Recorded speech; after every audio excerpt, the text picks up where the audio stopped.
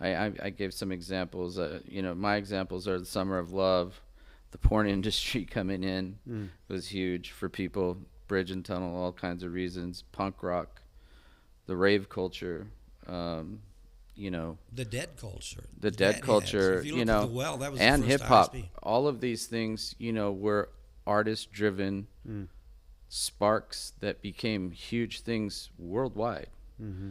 I just haven't seen anything happen now, and I'd like you to follow up what you think. But we go back to this, but it's just to follow up anything that you guys can think of in history that really made San Francisco special. Anything else before we move forward? Yeah, I mean, I think just every single genre. I mean, there's so many different genres. Like what Right. we're seeing now is, I mean, there's like every day there's like a multiplicity of genres, right? They're just like blending them together and Yeah. speed up the tempo, and all of a sudden it's a new genre.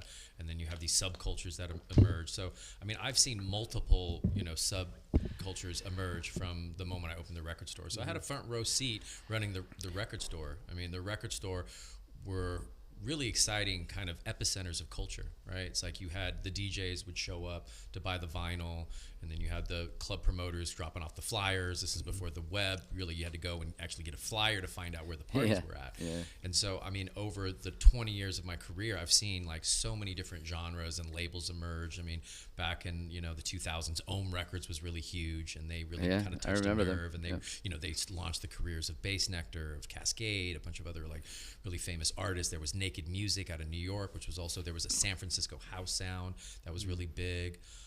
Then dubstep emerged. We saw that kind of culture, and then EDM went mainstream, became like a word that was commonly used. I mean, it's all electronic dance music, but then EDM became Yeah. something that was also something that really fueled, a whole new And like wave. just like big things like EDC, but going back to like Day on the Greens was like some of the first big outdoor festivals.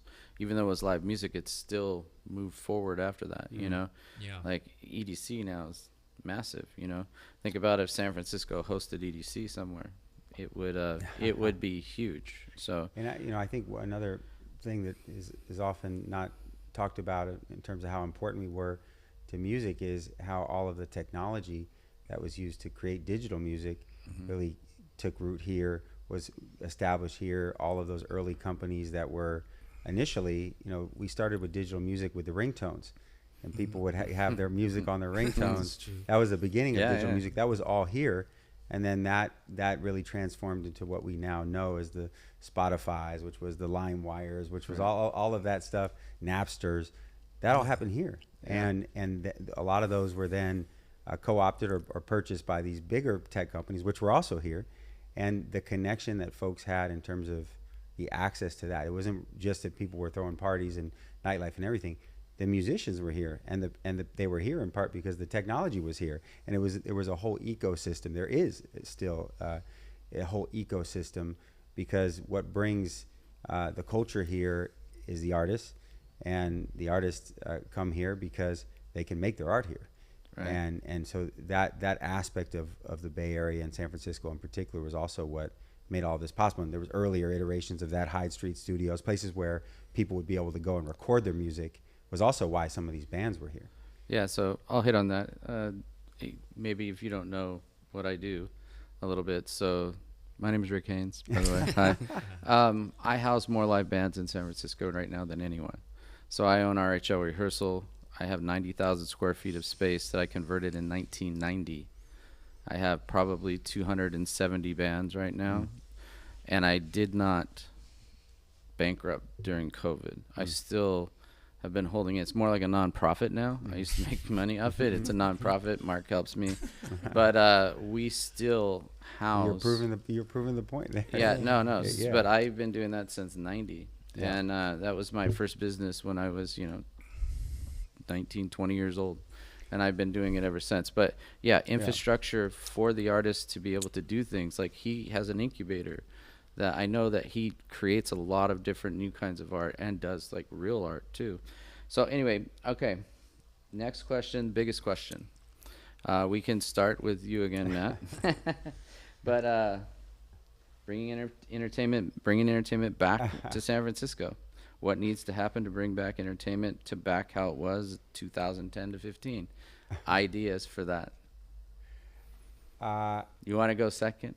We'll have Paul go first. I'm Okay. either way, whatever works. Yeah, I mean, we're definitely deep in solving that problem. You know, it's a complicated problem. I mean, there was a mass exodus of the city, right? It's like what we witnessed was like an extinction level event. You know, it's like a meteorite just came in, and you know, we went from the top to the bottom, and so we saw lots of customers leave, lots of people moved out, and so there's a lot of work to be done. You know, and I think that customer behaviors have changed, right? It's like after COVID, there's so much we took for granted, and then when people came back, they started behaving differently. They maybe drank less. They didn't want to just go to a dark room. People valued experiences, and so that's kind of what we found is really, people want to have like a multiplicity of offerings. They don't want to just go to a dark room anymore. They want indoor, they want outdoor, they want immersive, they want food, they want art, they want different types of entertainment. And so what we've been doing is rapidly prototyping this new kind of customer experience. And part of what I was able to do in LA right after COVID is build this new immersive experiential entertainment complex. And we're kind of bringing that back, which is, giving people that multi-room, multi-genre, multi-dimensional experience, and really just kind of building it back one week at a time. It's like we hit bottom 2024. I mean, really had revenues reduced by like 2/3. We went from doing 1/3 what we did pre-COVID. So with the margins being so low, it's definitely a challenging time to be in business. But I think we lost a lot of businesses as well. So. Yeah, a lot of people left, and we're just fighting over a smaller market share. There's some big a lot of competition has rolled into town too.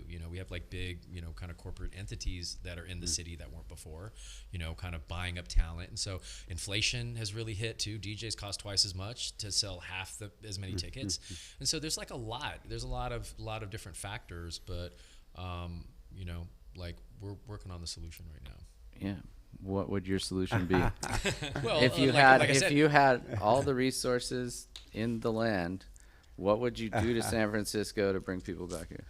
Well, okay. Well, I mean, right now we're just trying to create more options for people, to rebuild more of the infrastructure, right? I'm looking to acquiring the Greyhound station so we can build this indoor, outdoor, multifaceted entertainment complex, which is what I'm massive. talking about. Yeah, and then I think also, like Matt and I, we've been talking about all this kind of stuff where how do we bring in a whole new generation of people? We make affordable housing, right?